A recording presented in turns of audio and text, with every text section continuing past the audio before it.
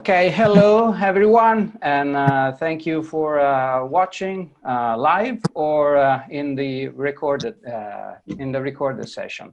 I'm Alessandro Marianantoni. I'm the founder of M Accelerator, an hybrid accelerator incubator program based in Los Angeles, and since around mid-March, also pretty much anywhere else.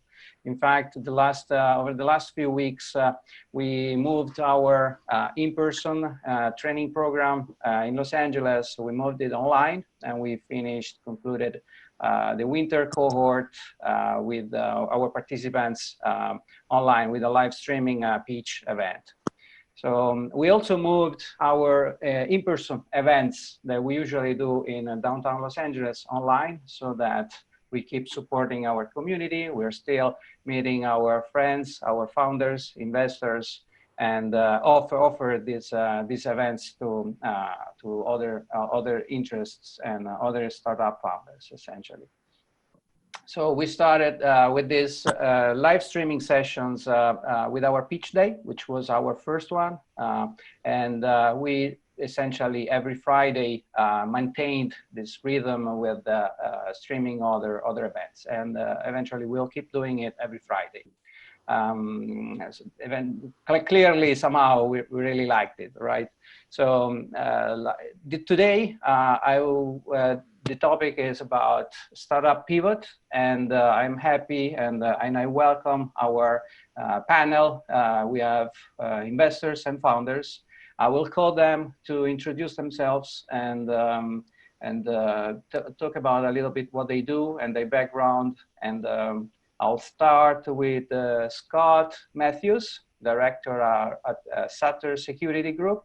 So please, Scott, introduce yourself. Yeah, good afternoon, everybody. As Alessandro said, my name is Scott Matthews. I'm the Director of Investment Banking and Senior Associate at Sutter Securities Group. My primary function at Sutter Securities Group is I run point and due diligence and deal closure for investment banking clients. So anything from general capital raises to M&A and advisory activity. And in the investment fund, I run sourcing and closing of all deals that run through Sutter Capital Management, which is the fund subsidiary of Sutter Securities Group. Thank you, Scott. I will call Noble Drackle, Managing Partner at Drackle Capital Partners. Hi, guys. Glad to be here, Alessandro. Yeah, I'm the Managing Partner of Drackle Capital Partners, and what we do is we consult startups to kind of navigate startups and those who are probably headed to Series A to kind of navigate how to raise capital in this environment. Particularly with so much going on with COVID-19, a lot of people are finding it difficult to find access to the capital to both expand. We know during times of trouble, you have an opportunity to expand and maybe not only survive, but thrive. And we just give people generalized advice on how to develop their company, grow, and find some kind of sense in the madness of what's happening. My background has been in the investment industry for over 25 years. From running hedge funds to brokerage firms, and I really like the more boutique ability to work and interact directly with businesses and to see them flourish from the ground up or from MVP up. So it's been exciting in the last few years. Thank you, Noble. And I'm calling Corey J, co-founder at Sash. Hi, glad to be here, Alessandro. I have 25 years in technology, and I currently run technology and product for Sesh. We're an artificial intelligence-based company where we improve communications, especially in a business environment. So what our product does is it reads people's sentiment and state of mind and whether they have comprehended and understood something that's said based on visual and audio cues. And then we can feed that back to people in real time so that you could be talking to somebody like on this kind of, and see next to all of our heads, our state of mind and our understanding of things. So it's kind of EQ on demand. I've been building frontier technology for decades. Everything from gesture-controlled set-top boxes that controls your TV with your hand to augmented and virtual reality for National Geographic, to all kinds of different global systems. So SESH has been around for about a year, and we're changing the way that people communicate. Great, Corey, thank you. And the next one in our panel is Mudit Kuruna, CEO at Ruset, and he actually was in our Investor Day online a few weeks ago. Please, Mudit. Hi, so I have about 10 years of experience in e-commerce and internet.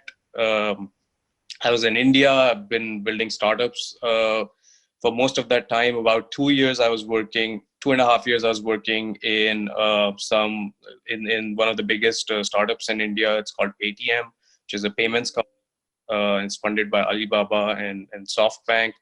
And now what I'm doing is I'm working on a new startup. It's called Ruset. And we enable merchandising for video games. We enable them to sell physical products like t-shirts, bags, shoes, with their characters and different creative assets on them inside their gaming applications to their gamers. So yeah, pretty much all of my career I've worked in e-commerce and I've built startups, and this is my first time being in the US. We are targeting clients in the US, so that's something completely new for me, and that's how I came in touch with M Accelerator, because we're finding ways to understand the market, and we're finding ways to familiarize ourselves with the industry and the market over here in the US. Thank you, Mudit. Great. And there's another person in our panel. Eventually, David will join us in a few minutes. In the meantime, with me at M Accelerator, from M Accelerator, there's also Hanad. Hanad, I guess you're there. Do you want to introduce yourself as well? Hi, I'm Hanad. I'm an associate product manager at M Accelerator. I've been working with Alessandro since August, and I'm really happy to be here. Thank you, Anad, and then thank you everybody for the introduction. So it's a very informal event. I mean, what I would like to do is to ask a few questions, create an interesting discussions, eventually interesting for who's listening, and for us as well. As we all know, and eventually it's probably also the main reason we are doing this event online is because of the pandemic situation, and the business community is definitely under great stress. Last week, actually, we hosted an official from the SBA describing all the programs the U.S. Small Business Organization is providing as a support to the small businesses in the States. So definitely a great concern for everybody. Great concern for what is happening right now to our small businesses, our startups, what will happen in the next few months, right? So my question for the panel is it time to pivot right now? And perhaps, I mean, for some of you, the answer could be so obvious that it's not even a good question, right? Or there are so many aspects. There are so many aspects, so many different points of view. We have three investors in the panel, two investors in the panel, and two founders. So definitely different points of view. And what I would like you to articulate in your answers are your specific point of view, and which are the elements that you were able to identify before considering pivoting, or while you were considering pivoting, or not necessarily pivoting, but adjusting your business, or your decisions mainly for the investors, right? Your decisions for what to do next, what to do right now. And this is a question also for the investors and for the founders, of course. And I like to start with Scott Matthews, if you like to take the microphone. Yeah, sure. I think the answer to that question, in my point of view, is it really all depends. It really depends on how strong your balance sheet is in these trying times and what your monthly burn rate looks like.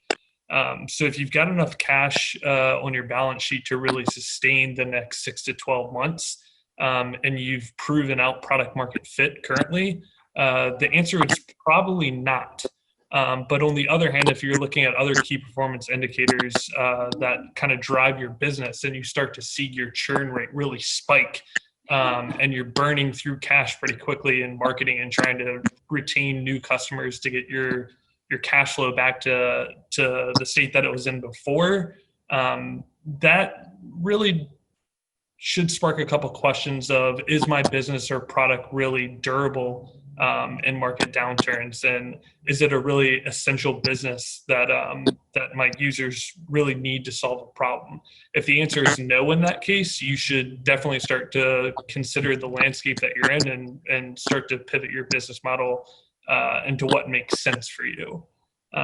But really, I think it's really keeping a pulse on your cash flow statement and really keeping a very tight eye on your cash position, as well as a lot of your user metrics. Great answer. Definitely great elements to be considering. I mean, Noble, would you like to mention your point of view about? Yeah, I mean, so right now we're working with about 7 or 8 different, about 8 different startups now. We just brought on another company, and each one of them has had to do a slightly different pivot to kind of weather the storm. And it's interesting. One of the groups we brought on is an Australian kind of sun and sand business. They have an orthopedic sandal, and because of this whole COVID-19 scenario in Australia, they've been shut out from really selling their product. And so the big pivot for them was to bring on relationships in the US to try and catch the wave before the whole order, or however this rolls out, where people are no longer being forced to stay at home, and catch our summer season. And this is going to be a plan maybe to do next year, but they've upped the timeline to be aggressive and trying to take advantage of it now. And so we're importing, several large containers into the States. They have a new sales team that's kind of getting them geared up. And so I like what Scott was saying about the balance sheet, how important it is to have a balance sheet. I think it also is key to be willing to change your course enough so that you can kind of catch what the current wave is, as opposed to just following your old business model lockstep. Because no matter what your key performance indicators are, your KPI, I think a lot of people, they probably have realized by now that nothing is normal in our scenario, that you can't try and hold on to what you thought last year your basic rollouts were going to be. We had also another client of ours, which I'm also an investor in, so just full disclosure, and they were doing an endocannabinoid test that focused on being able to determine if someone's body was exposed to CBDs or THCs. Well, part of the pivoting is now, instead of just focusing on the acquisition of a laboratory that focuses on that particular array, we found a lab that does actually coronavirus testing. And we're looking at retooling that for COVID-19 to be able to be on the forefront when testing becomes more normalized, more regular everywhere. And so I think that the beauty of the startup pivot is the ability to take exactly what you have and then find where the opportunity is for the moment and be nimble enough to just kind of shift gears slightly. They haven't gotten rid of the endocannabinoid test, but it makes sense in this environment that when COVID-19 becomes a normalized, consistent testing that happens, to own a laboratory that does that type of testing. I mean, there are already only 230,000 labs that exist across the United States that does something like 13 billion tests, from blood to all kind of bodily tests, and that's not going to change. So this COVID-19 us acquiring this particular machine is going to be great. So I think that for the most part, the beauty of being a startup and part of the pivot is to continuously use your ability to think outside the box and then take your resources that you have right now to apply them to what's actually happening in front of you. You know, my background has always been in trading and sales, and I traded for a long time. One of the things I used to always tell people is don't trade what you think the chart's going to be, trade what's happening right in front of you on the chart. And that'll give you all the indication you need on whether you should be going long, short, or putting on protection or protective stops, or whatever the case may be. It's so easy to think what things should be and really ignore what things are happening right now, what things are. And so I think as a startup, just from my pure perspective, is that just pay attention to what's happening now and then focus on how you can be a part of the ecosystem now as things evolve. I love AR, VR. You know, we have a patent on augmented reality that I filed. We're doubling down on that right now and talking to all of our relationships in the volumetric AR space because, you know, things are changing. People are not going to be going to set and traveling, but that doesn't mean filming is going to stop. And films are going to stop. So by creating a volumetric warehouse of AR assets that can be placed anywhere, that allows us to be a part of that curve. So like I said, all I can say is this, for my idea is that the beauty of startups is that we're not entrenched, and that the idea of pivoting should let you look at the landscape and constantly be looking for the diamonds, right? Finding where the opportunities are, no matter what the macroeconomics looks like. There's a bunch of microeconomic opportunities.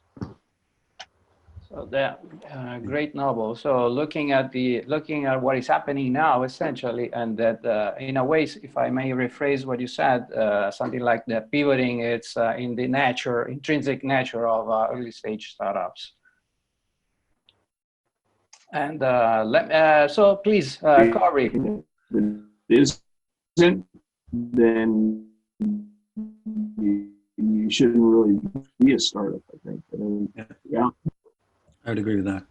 I'd like to build on what Scott was saying about budget and KPIs, and on what Noble was saying, identified in terms of trends being the things that move you forward. I think another thing that informs pivoting has to do with the nature of your product.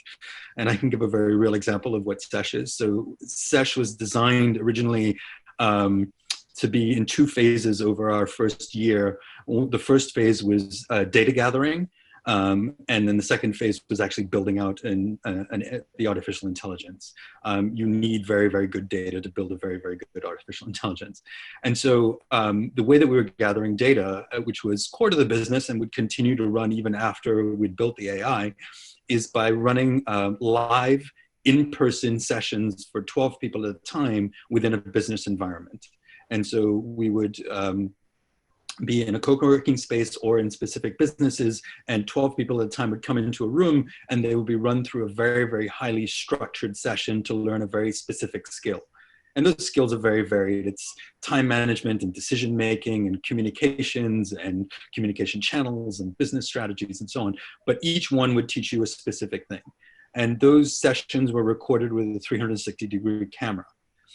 And out of those recordings, we actually build the data that is the core of the artificial intelligence. Because of the structure of the sessions, because of the neuroscience behind it, we could very well identify people's state of mind at different points, which allowed us to build our AI. Now, what happened is we had reached a point in our business where we were just getting traction, having enough customers, just starting to get enough people coming into the room on a regular basis, and starting to our revenue was starting to uptick when the news of the pandemic started becoming more real at the end of January. And so immediately what we did is we took stock of the videos that we had. We imagined how long we might have before things started to shut down to run some more sessions in a safe environment. And then we started accelerating our build of the AI. And so the nature of our product, because it was about in-person to begin with, meant that we had to, change the nature of that. So we've sort of pivoted to online sessions, which give us less data, but still good data, and that allow us to build the AI properly. And so the very nature of your product, sometimes in when you're facing some sort of change, like something like this, means that you have to change what you're doing. But like Noble said, it is in the nature of the startup to be able to do that and to be able to respond. And when my co-founder David and I are talking about it, we tend not to talk about it as a pivot. All we've done is we've accelerated one part of our business over another part and changed the nature of what we're attacking first. And it's going to change, you know, the timeline for the money raise, and it's going to change other things because you need a different runway and so on. But essentially, it's the same business, just being rolled out differently. Some people would call that a pivot, some won't. But I think the nature of product is a very, very important factor in deciding whether you want to change or not. Yeah, great insight, Corey. And yeah, I agree completely. I mean, we have programs that are between 4 and 12 weeks. Even during the 12 weeks, our founders are realizing that perhaps the direction they started with isn't working. So they are changing strategy, pivoting during this very early stage. So I agree with, you know, the pivoting, or how we want to call it, it should be natural component. Iterating. Exactly. So Mudit. Yeah. Would you like to? Yeah, I mean, you know, I would echo, you know, Scott's and Noble's and Corey's thought exactly. Like, you know, so for us, we've been looking at it from a bird's eye view perspective, but also looking at, you know, the ground view, as in,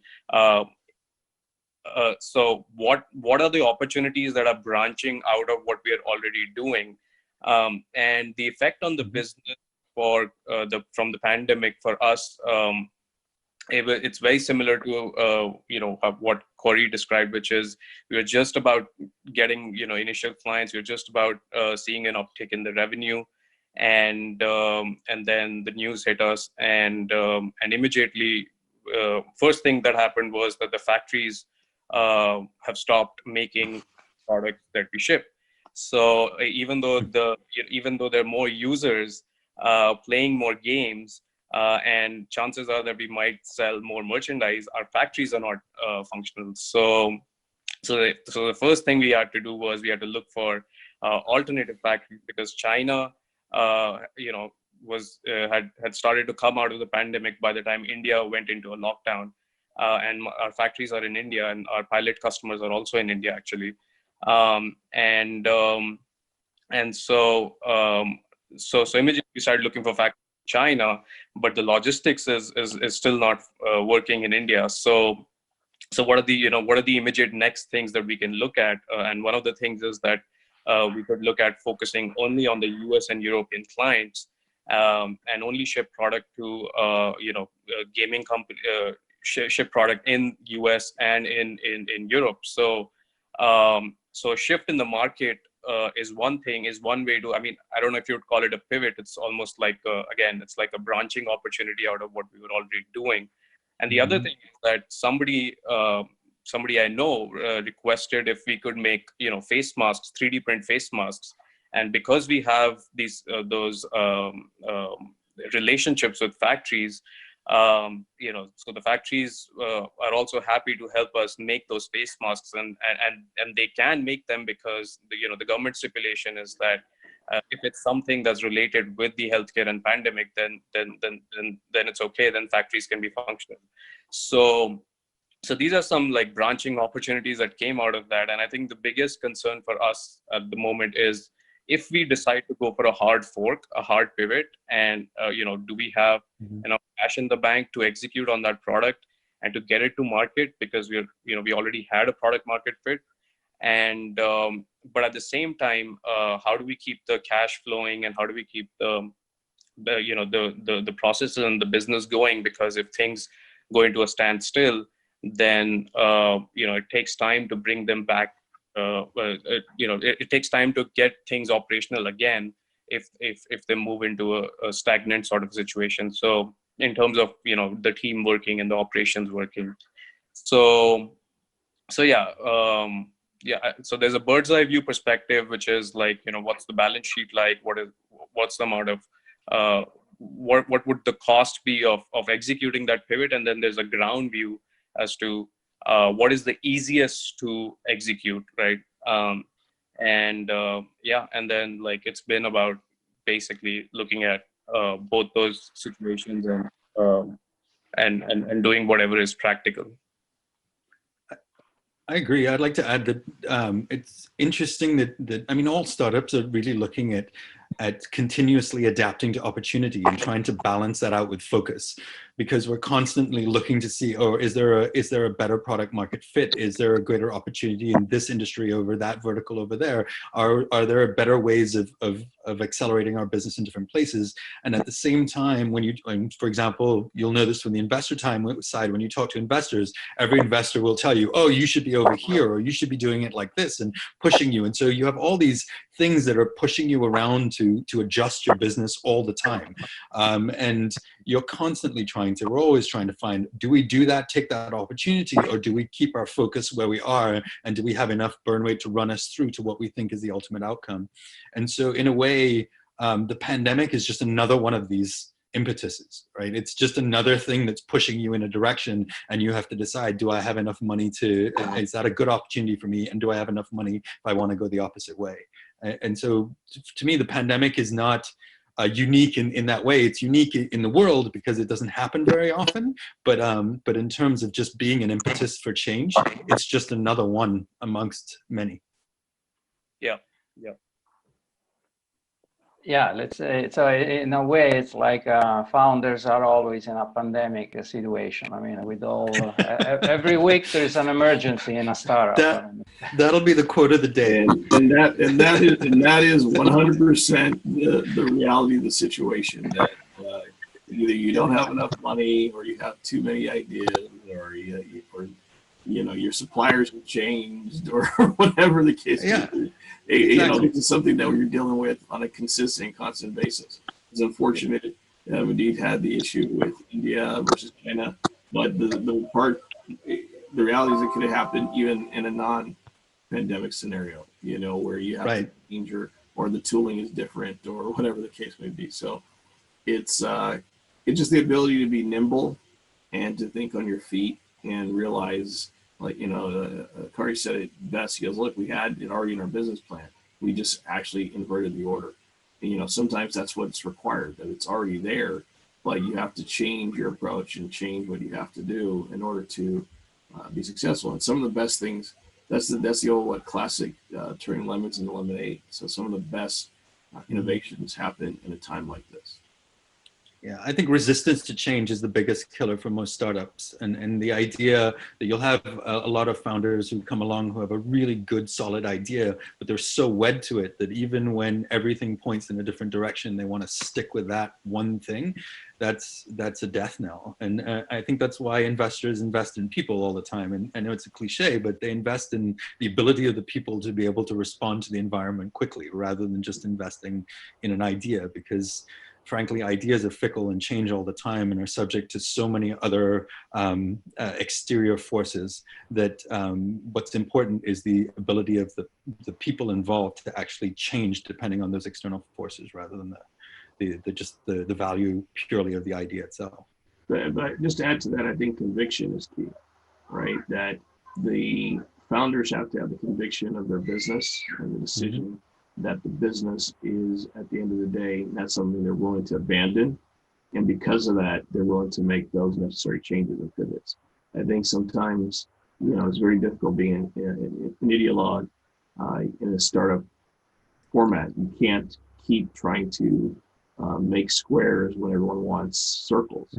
But if you have a conviction that you can make the right type of circle and it makes sense, then that's where you step into place. And Scott deals with it all the time when you're dealing with founders. If founders come across as overly static in their mindset, then there's no way to get any deals done, because we're in a deal-making environment. Everything has to be fluid. Oh yeah, no, that's 100% true. I mean, we've passed on deals before where the foundation of the business model, or the idea or platform, if you will, were very solid, but the founder was just kind of stone-headed, for lack of a better phrase, and it was his way or the highway at all times. And you could tell it's difficult for those people to really succeed because if opportunity does arise, and they've got particular amount of capital left on their balance sheet and they can choose to pursue it or not, then they're dead in the water if they choose not to. It's just the reality of the situation. Yeah. So, yeah. Being nimble is just so key, being a founder. You have to be psychologically as well as physically, and be able to stretch the balance sheet and then be willing to ask for more money when you hate having to ask, but knowing you need to before things are bad. You have some foresight on the horizon. I would say that that's actually on that point, that when something like a pandemic or any other external force comes into play, like reassessing your business and your balance sheet specifically to determine as early as possible that this is the time to ask for more money. This is the time to go back out into the market or to extend the round you're in so that you can bring in a little bit more money in that round at better terms for your investors, or like all of those decisions, I think are the earlier you address them is the better off that you can weather any storm that comes. I think one of the things that happens sometimes with founders is they overestimate what they can get done and how they can respond, or we do, because I've been on both sides, both an investor and a founder, and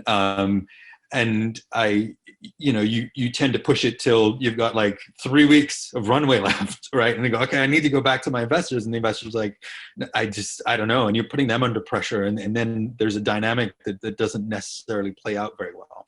And so like the earlier you can identify and look at that, like Scott said, look at your numbers and realistically look at where they're going to go. Going back to the well for money is a big part of dealing with any kind of big pivot. Corey. Yeah, and to build off that as well, just as a piece of advice there too, I particularly see this a lot of times in seed stage companies and even earlier Series A stage companies as well. They kind of set their budget and they forget about it, or their operating model and they forget about it, and they check in maybe at the end of the month, if even that frequently. More than likely it's probably quarterly. Whereas now in these types of kind of black swan events, you really have to keep an eye on those metrics weekly and those models weekly. Because as Kari said there, if you're looking at your run rate and you've got 4 weeks to 3 months left, you just don't have enough room there. Because you need to really give yourself that lead time from, hey, I need capital today, but realistically, I really need to bridge this gap over 6 months. Because you're going to run into a lot of your investors now, their liquidity is frozen, if you will. They're maintaining their current portfolios and what's working, and they're not really allocating to riskier investments. And the reality of the matter is venture capital is very risky. So you have to give yourself that amount of time. So Scott, this is the current situation that you see in your community, investor community? Oh yes, very much so. I mean, you've got companies that were seeded; they've got great ideas. They're just getting customer traction, but they're coming hat in hand, too little, too late. I mean, if you've got 2 months left on your balance sheet in terms of burn, I hate to say it, more than likely you're done. But we had an interesting technique that we've been using, which is advising startups to do this, is when we created our P&L and our 3-year projections about what we thought the business was going to do, that sort of became our baseline document. And then on a weekly basis, that gets updated, right? We have a version of it which gets updated with the real figures. And so we get to see a divergence from what we projected to what we're actually doing continuously on a weekly basis. And it really helps inform, because all of the formulas ahead are all formulaic. And so as you make those adjustments, it adjusts your future, and you can then see comparatively, well, this is what we planned, this is what the new projections look like, how do those compare, and what activities what actions can we take change that, reduce costs, introduce a new revenue stream, reduce churn, whatever it takes to move those metrics where you need them to be. And I would say having somebody looking at that on a daily basis is really important in early stages. And then in terms of our whole team, we look at it on a bi-weekly basis, and then us as co-founders, we look at it every week or every 3 or 4 days, just to sort of keep our heads above water and know exactly what's coming. And that's really served us well in this particular scenario, because it meant that very early on we could see exactly where things were going. I would advise that for any. And that's a great practice to follow, no matter what the current economic environment looks like. I mean, something that you could probably, as a first-time founder, a young founder, fall back on now is really lean on the resources at your disposal that are non-monetary. Go to your board of directors or any advisors that you have that are close to your business. People nowadays have nothing but time on your hand. You're stuck inside. Go to those mentors and advisors and board of directors. Call weekly meetings, call daily meetings, because they're going to be your best resource from a non-monetary standpoint to help you get through this. And it can even be something as simple as having a discussion as, do we pivot away from what we're doing now into a new opportunity that we've identified. I think also, though, too, is a lot of founders, I think early on, they get, especially in the seed and pre-seed rounds, they get happy that they got some funding, and then they stop looking for funding. And that's one of the worst things that you can do. The reality is that you are selling your business and you're selling your widget. And it has to be done concurrently. I tell people all the time, you have to run and tie your shoes in this particular marathon. And if you don't do both simultaneously, you find yourself really left holding the bag, because in the early stages, and I say even after Series A, you can't sell enough widgets to run the company and expand and cover payroll and to create new opportunities. You just can't, no matter how much revenue you're bringing in. You know, people always forget, they talk about Amazon being a darling, but for over 11 years, they were operating net negative because they were constantly reinvesting back into infrastructure. And all of that investment was constantly being funded with bonds and outside investment money for it to grow. And then finally, after over 11 years, they started to really decide to pull in cash and generate a profit. So if the largest companies that we admire operated that way, then too many startups, and I do believe that bootstrapping can work. So don't get me wrong. I mean, some people bootstrap and are highly successful at it. But at the same time, for every one that's successful, there's a dozen that just can't be. And sometimes it's just time. You know, you need enough. A dozen is generous. I mean, 95. Yeah. Well, you know, there you go. That's what I was going with, right? When right? Succeed. But my whole point is that, you know, so many of them are so fixated that they, like you said in a moment ago, the founder really overestimates their capabilities and the love and success of their product, and they just don't have enough traction. And it doesn't mean it's a bad idea. As Scott was saying a moment ago, it doesn't mean it's a bad idea. But if you've already stopped raising money at some point, then how do you weather these black swan events, or how do you even weather a supply chain, or right? And small things. And too many founders early on, because they don't like raising capital, get excited because they've gotten the capital, and they've really stopped doing the fundamental thing that got them to where they are. And fundamentally, startups have to be in a consistent drive to raise capital, even during this time. To be frank with you, you know, we've consulted people. This is probably one of the best times for the accredited investment set compared to the VC set, whereas the accredited investors are really looking to get away from the markets and trying to find their outlier opportunity during these dark ages. Family offices and some of the larger LPs are doing the opposite. They're kind of holding. So you have both the street and you have the institutional who are operating on two different impetuses. And if you as a founder have to pivot, then you have to pivot to where the money is.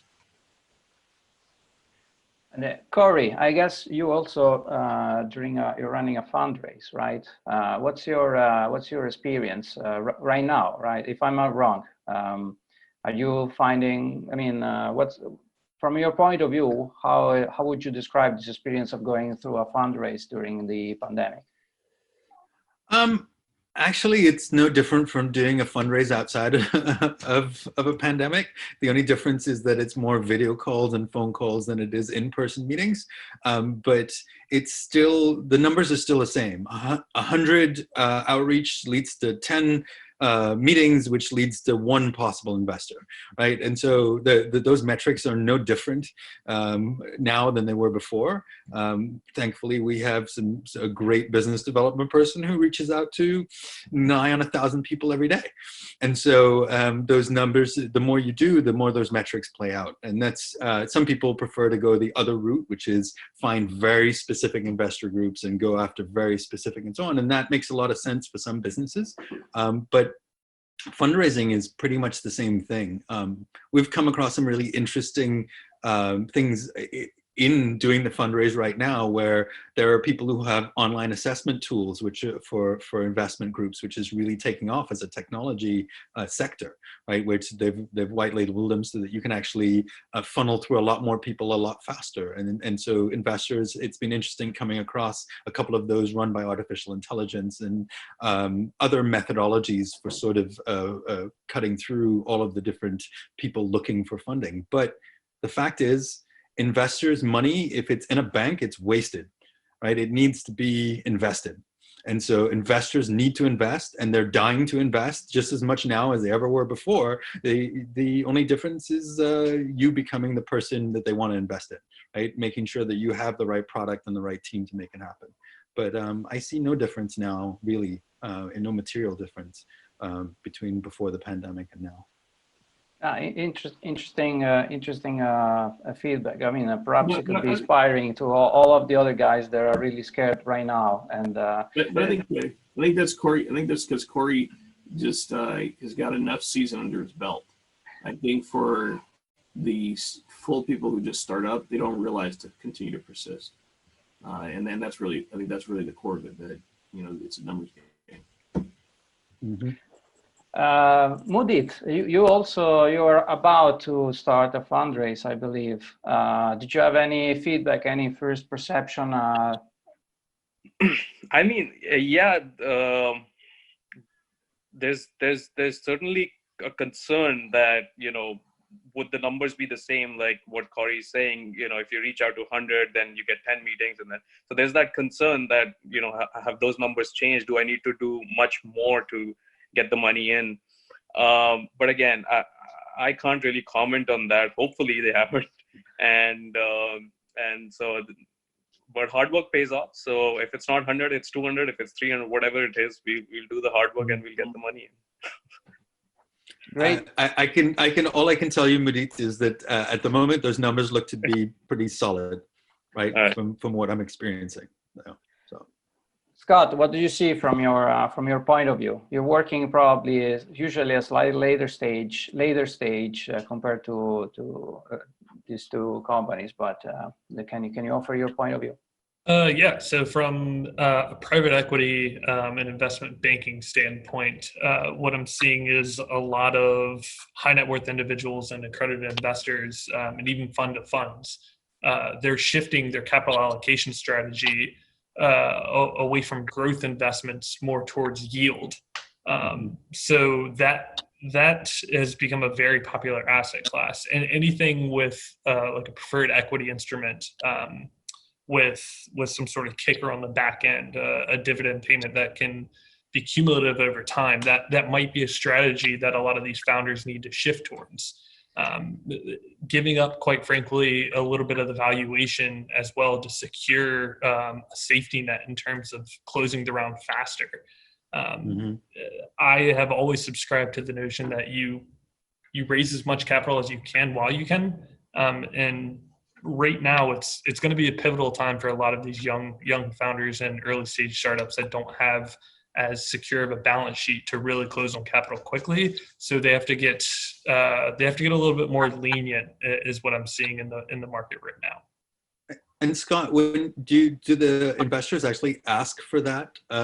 Ask that of the founders, or are you expecting the founders to shift an offer, or Oh yeah, I mean, it really depends. If they've landed a lead investment, say like 6 weeks ago, that valuation is pretty much set for the most part, which can honestly be a death kiss in and of itself.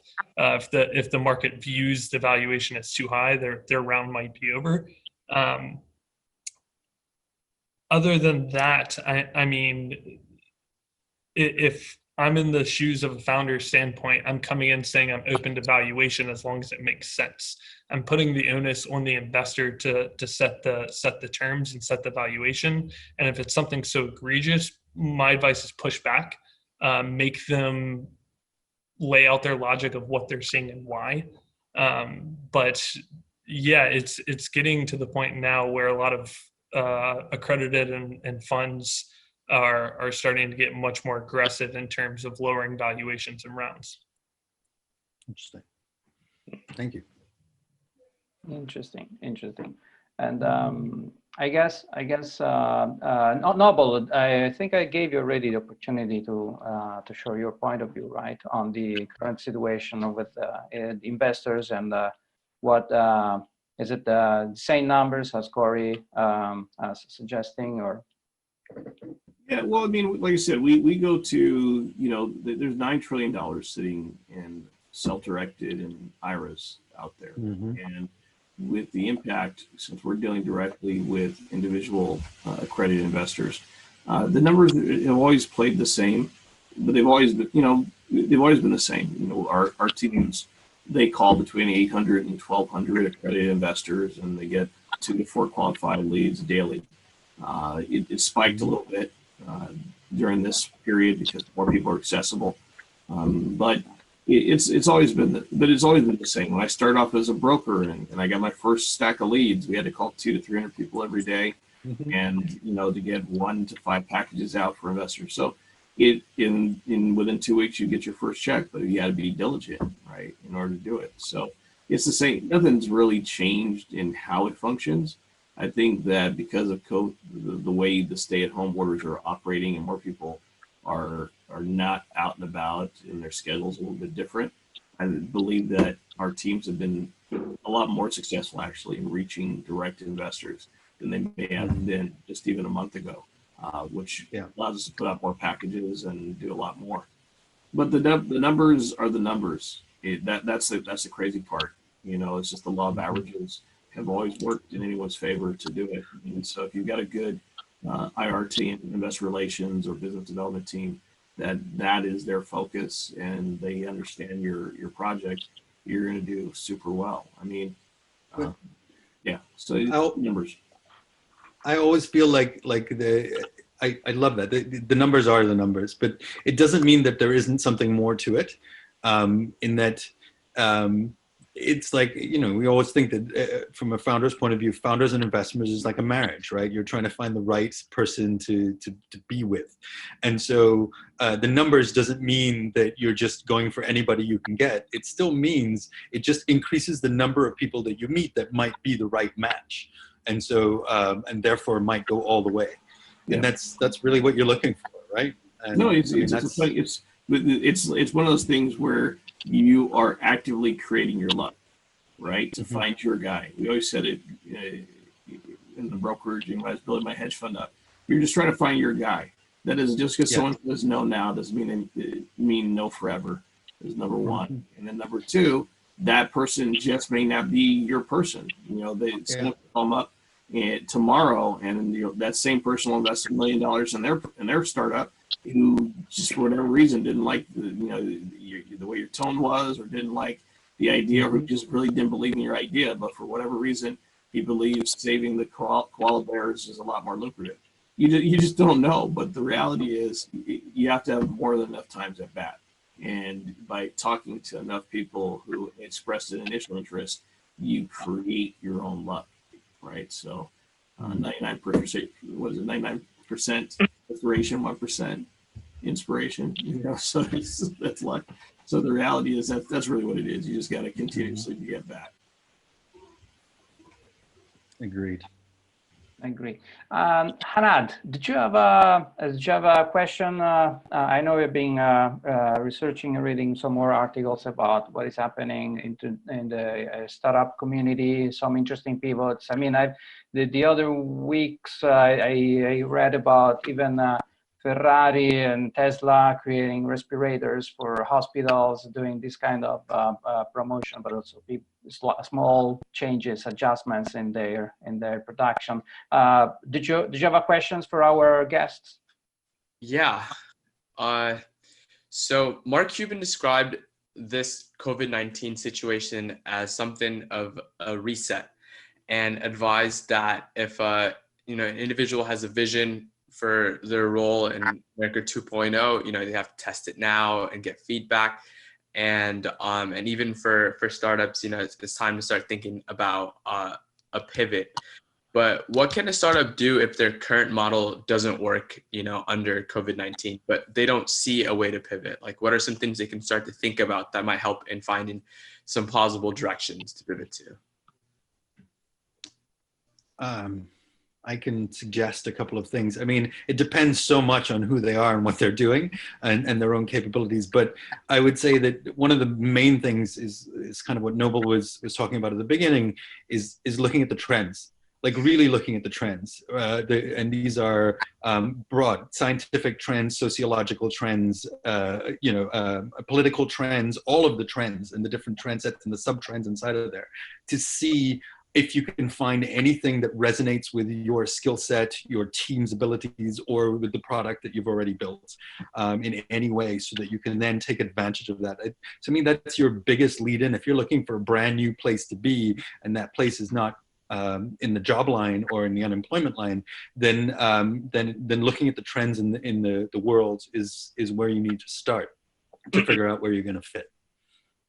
Right. Yeah. And I can even provide a kind of real world use case that we're seeing within one of our own portfolio companies right now. We have this portfolio company that 2 years ago launched as a data pricing and aggregation tool for consumer staple products that you buy in grocery stores, pharmacies, etc. Their primary business model was, we need to provide location and pricing data to consumers to allow them to make the best budget choice for their household. Now that they've seen the trend kind of shift into, okay, people are uncomfortable or don't feel safe walking into major big box stores, and people are starting to shift towards things like Instacart, Amazon Go, Amazon Prime delivery for fresh food. They've decided to kind of pivot into, hey, we already have this great pricing data tool. Now all we have to do is integrate through EDI and APIs into the big box retail stores inventory system, similar to an Instacart, and basically pair those two things together. Now, the way that they made that decision is they saw this spiking in unemployment start to increase and exponentially grow week over week. And so once they saw that trend started emerging, they started to notice delivery might not be the number one option that people are going to go after, because delivery costs takes resources away from individual family budgets. So what they're doing now is they're shifting more towards pickup options. So as American households and consumers become more budget conscious, they're still looking for that safer alternative, walking and perusing the aisles, but they need a more budget friendly option than an Instacart or an Amazon Fresh or a Prime delivery. So just keeping an eye open for those types of opportunities that are going to come about. You can test those things early on to an extent, but a lot of it is just putting a full foot or both feet into the water, so to speak, and really committing to it. So a good example is right now, and I don't know if anybody read in the news, a lot of the major meat co-packers are having trouble keeping their employees because of the COVID-19. And so the expectation on Near Horizon, is in the next quarter, there's going to be a shortage in different processed meats, particularly hogs and cattle. But what's interesting is that there are a lot of local farms that have had delivery services that were fully grass-fed, that were marginalized. And one of the things that we've been looking at is we've reached out to several Oregon Valley Ranch, we've reached out to Sunrise Ranch to help find them more capital to do their marketing, to increase their local delivery, because all these guys, and again, just full disclosure, I've been a customer of Sunrise Ranch for almost 3 years now, because we eat grass fed and the like, and it's kind of cool having it delivered and not have to worry about going to the grocery store. So it's something that was already on my personal radar. But as this has started to become more of an issue of food security, I believe that some of the things that they offer, like neighborhoods and families being able to buy a whole cattle that they own, which is broken down, these things that they have full direct access to food for people locally, also decreases how much you pay per pound on average for everything as well. So we're reaching out to them to figure out how much more capital they need to expand their marketing and what we can do to help them with their SEO, because most people would like to buy local, and if there is a shortage, how do you get people just one of the basic staples, which is just meat products? So there's so much. The news, if you're really paying attention to what's happening in the news cycles, and you're really paying attention to where growth is, then you're going to be okay to pivot out of whatever you're doing. But I think the first step that you have to say is that you're wrong. And it's one of the toughest things that a founder may not want to say before. They realize the writing's on the wall. They probably had a project for movie theaters, and realistically, movie theaters are never going to come back the same way they were.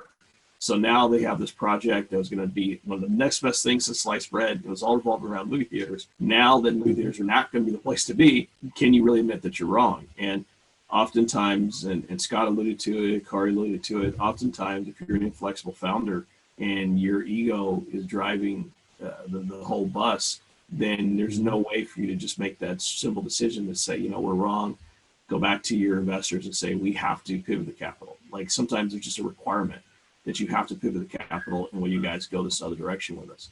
Mavit said, look, we realized what part of our issues were, and we found out that our supplier could provide masks. That's a huge pivot from selling items directly into video games that are bought digitally, they're physically delivered. But it's a pivot that was on the wall, he had the resources. So you just have to be psychologically capable as a founder. And sometimes it's hard to just kind of get rid of your baby. So I just think that mentally, everyone's got to be prepared for the change. Right, and another thing to add on to that as well, Hanan, I think that if you haven't launched your product already, you should also probably consider subscribing to the Reid Hoffman methodology of, if you're not embarrassed by your first release, you've launched too late. And I think that in this current environment, you'll probably see a lot of MVPs rapidly accelerated because of they do want to test the hypothesis now, not only A, because liquidity and capital is starting to dry up, but B, there's all these new opportunities for market share to be garnered and captured. So you'll probably see a lot more rawness behind technology and platforms that are being put out into the marketplace. So absolutely, I think in terms of an entrepreneur, if I'm looking at that, that's exactly the mindset that I'm taking. I'm accelerating my launch up to the literal bare bones that I can to get the MVP out into the market. Yep. That's great. That's great. I mean, that's somehow really resonate with at the earlier stage level. We do at the M Accelerator with our lead coach Scott Hindle. We really try to go through these loops. Of course, at the strategy and the training level, not necessarily at the operational level yet for our participants. That so that we infuse this transition mindset that essentially we've been talking about over the last hour. I just would like to have a last round and kind of a suggestion, your point of view, even if it's a repetition, but just to sum it up for our viewers, for our current audience, and for the ones that are gonna watch again the videos. It's gonna stay on the social media for a while. So Noble, would you like to start? Yeah, I think that if I were just to reiterate, and it's awesome being on a panel with everybody. It's great having everyone's point of views from multiple multiple levels, from both founder to investor and to be entrenched. So it's really cool when you're talking to people who've been on both sides of the fence and we're all communicating. And I think that the core of it, particularly now, if I were to just leave one imparting message, is that really believe in yourself. That's really what you have to do now. Scott said it. You got to put out a raw MVP. Corey says you got to continue to make calls and reach out. Medid says, look, we've pivoted in our side of our business already on 2 different occasions. You have to believe in yourself and believe that as a founder and as a startup, that what you're going to do may not be right, but is right for right now.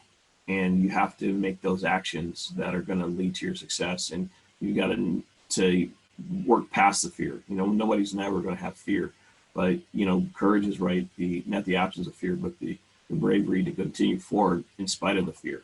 And I think that's really psychologically where I've been and where I kind of encourage all my clients to be. That we need to continue to walk through the door. So that's really it. Just continue to believe in yourself as a founder, and then rely, as Scott said earlier, on all the resources, intellectual resources that you have to be successful. Thank you, Noble. Scott, would you like to take the word? Just to reiterate again, cash is the lifeblood of any startup. So really keeping your finger on the pulse of your cash flow and your burn rate is going to be vital within the coming months, and to really keep a very close eye not only on your internal metrics, but as Kari and Noble and Medid have all pointed to, really keep an eye on the economic landscape in terms of they're very easily, there's going to be hundreds of thousands of opportunities out there in the world today for you to pivot and capture some market share that other people just they have a blind eye to, or B, they're just ignorant to the opportunity because they're not keeping a pulse on it. So really keep an eye on your metrics and the landscape around you. Thank you, Scott. Medid, did you have a final suggestion or a recommendation to our founders? Yeah, I think one thing I'd like to point out is that as founders, we kind of thrive on tough situations and difficult problems. But in a situation like this, maybe it doesn't hurt to look at what opportunities are in front of you, which you can go after with least amount of friction and with least amount of difficulty, and also look for these opportunities in the immediate relationships that you have, and basically just like connect the dots and make it happen. But yeah, I think instinct of a founder is to thrive on difficulty, which maybe in times like these, you may want to just go for things that are easier to do and that you can make progress with at a fast pace. So yeah. Kari, thank you, Medid. So I think that there are different sizes of pivots. So there's the smaller things, which I would call them iterating rather than pivoting, where you're making small changes in response to things that are happening around you, things you're learning, new hypotheses that you're testing, and so on. And so you iterate against it. And then there are pivots, which are a big change in your organization, where you're moving to a new category, a new product, a new supply chain, a new market. And so those are much bigger changes that you make. So my counsel would be iterate constantly and pivot cautiously. Right? If you're going to make one of those big changes, knowledge is your best friend.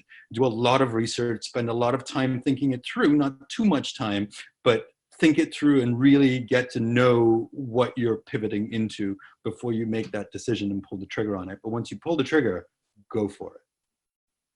And with that, thank you, Kari. I really thank you, everybody. I really thank everybody in the panel, our investors, our founder, Hanad also. And with this, I'm going to close our live stream. Thank you.